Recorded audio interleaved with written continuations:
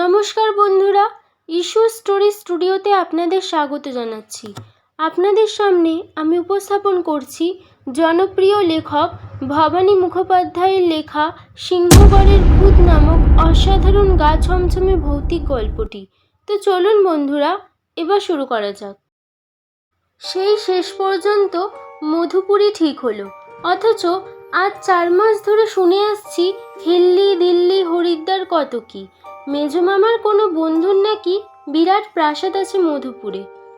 18 বিঘা শুধু কম্পাউন্ডটা। পুরনো আমলের বাড়ি। বাড়ি তো নয়, যেন একটা কেল্লা। ওরা অনেক মামলা মোকদ্দমা করে এই সেদিন বাড়িটার অধিকার পেয়েছে। বাড়িতে মালি আছে অনেকগুলো, তারাই তদারক করে। মেজমামা যদিও অনেকবার মধুপুরে গেছেন, সিংহগড়ের রাজাদের কেল্লাবাড়ির কথাও বলেছেন, তবু সে বাড়ি কখনো দেখেননি। রাজারাজরার ওপর তার তেমন ভক্তি শ্রদ্ধা নেই।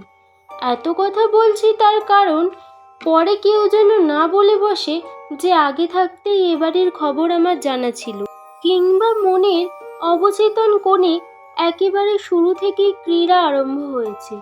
অবশেষে পঞ্চমীর দিন প্রভাতে আমরা মধুপুরের সিংহগড় ভবনে এসে পৌঁছলাম। উৎসাহ অনেকখানি মিইয়ে গিয়েছিল হিল্লি দিল্লি হলো না বলে, কিন্তু সিংহগড়ের রাজপ্রাসাদ দেখে তাজ্জব মনে হলো। প্রাচীন বাড়িঘর মানেই এমনই কিছু না কিছু বৈশিষ্ট্য আছে, কেমন একটা গুরুগম্ভীর ভাব। চারিদিক কেমন যেন একেবারে ভয়ে ও ভক্তিতে ততস্থ।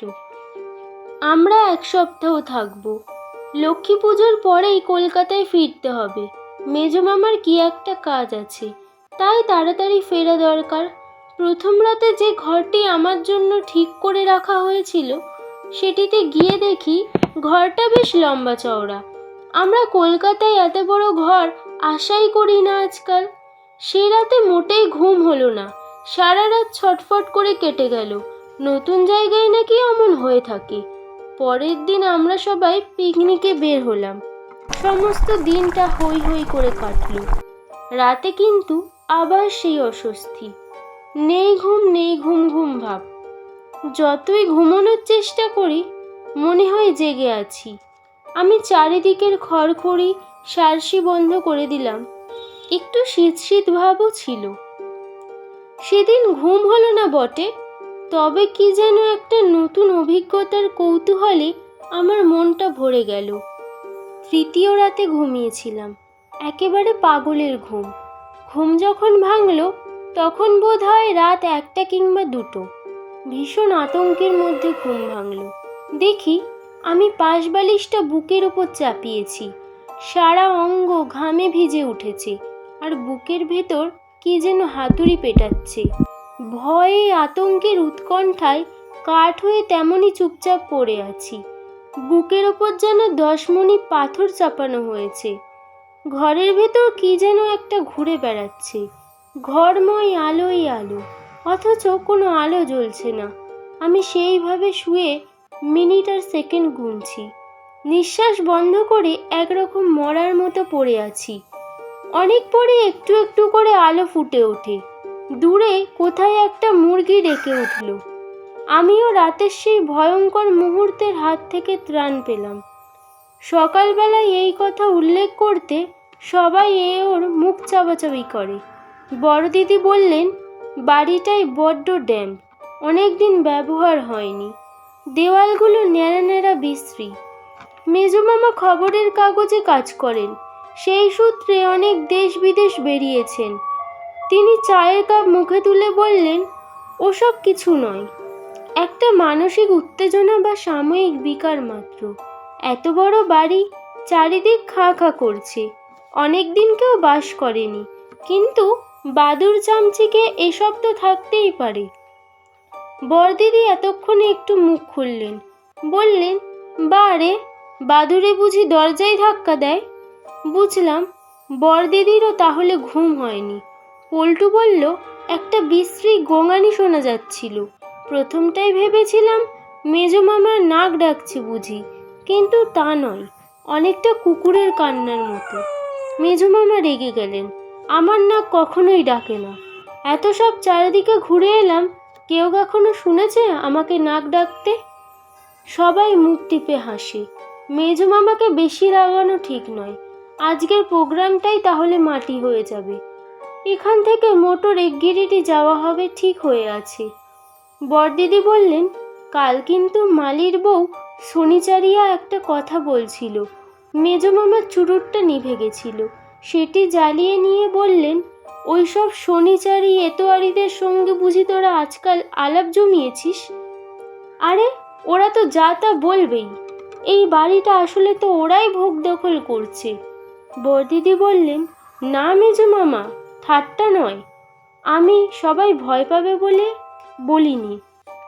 শনিচারি বলছিল এ বাড়িটাই ভূতের মৌরসি পাট্টা। এখানে একদিন একটা কাণ্ড ঘটে। এবারে ইটগুলো পর্যন্ত শয়তানিতে ভরা। একটা বাচ্চা ছেলে তেতালায় ঘুরে বেড়ায়।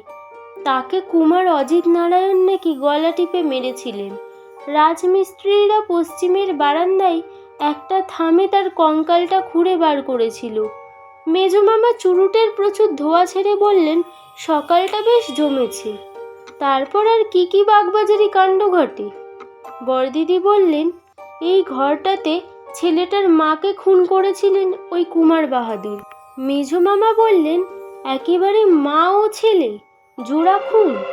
কুমার অজিত নারায়ণ ছিলেন এখানকার মালিক, আমাদের হৃদয় নারায়ণের ঠাকুরদা।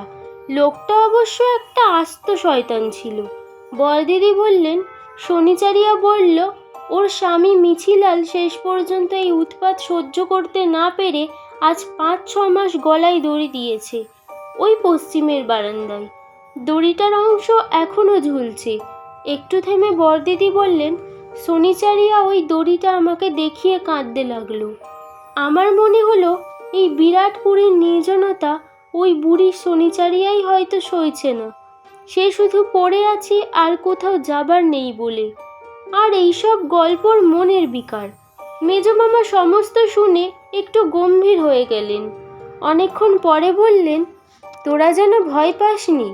ভূতের ভয়টাই ভয়ঙ্কর। ভূতটা ফাও। অনেক সময় দেখা যায় যাকে ভূত বলে মনে করছিলাম সেটি আসলে একটি নেংটি ইঁদুর। সবাই আমরা হো হো করে হেসে উঠলাম। সেদিন রাত্রে কতক্ষণ ঘুমিয়েছিলাম মনে নেই। যখন ঘুম ভেঙে গেল তখন একেবারে অতি কর্কশ কান্না কানে এলো। তারপর একটা ছোট ছেলের করুণ কাতরানি। অনেকটা দূরে একটা চাপা আওয়াজ। আমার মাথার চুল খাড়া হয়ে উঠল। ঘেমে নিয়ে উঠেছি। এই যে সেই শনিচারিয়ার গল্পের শব্দ। সকাল হতেই সবাই একসঙ্গে যখন বসলাম তখন দেখি কারো চোখে চিহ্নটুকুও নেই। মেজো মামা শক্ত লোক, ভাঙবার পাত্র নন তিনি। শুধু বললেন, আমি একটা ইলেকট্রিসিটির মতো অনুভূতি পেয়েছি, এই পর্যন্ত। এসব ভয়টয় বাজে কথা। বড়দিদি বললেন, আমি কিন্তু ছেলেটাকে দেখেছি। গায়ে একটা ভেলভেটের পোশাক, গলার কাছে সাদা লেসের ফ্রিল দেওয়া, দোরগোড়ায় করুণ মুখ করে দাঁড়িয়েছিল। আমি বললাম, আমি বিকট কান্নার আওয়াজ শুনেছি।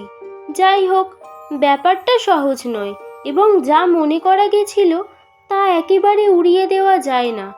আমরা যখন সবাই গিরিডি যাওয়ার উদ্যোগে করে গাড়িতে উঠতে যাচ্ছি তখন হঠাৎ আবার কান্না। সবাই স্পষ্ট শুনতে পেলাম সেই আওয়াজ, সেই চিৎকার। এবার দিন দুপুরে ছোট ছেলের কান্না সবাই স্পষ্ট শুনতে পেলাম।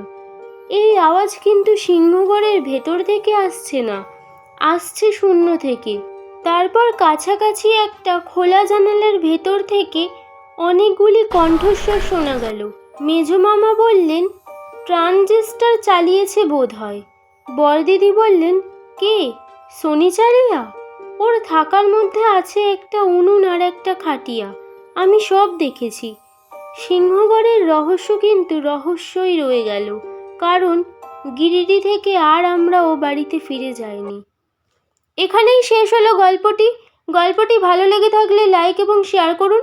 এরকম আরও অনেক গা ছমছমে ভৌতিক গল্প শুনতে হলে চ্যানেলটিকে সাবস্ক্রাইব করুন এবং নিজের মতামত কমেন্ট সেকশনে জানাতে ভুলবেন না।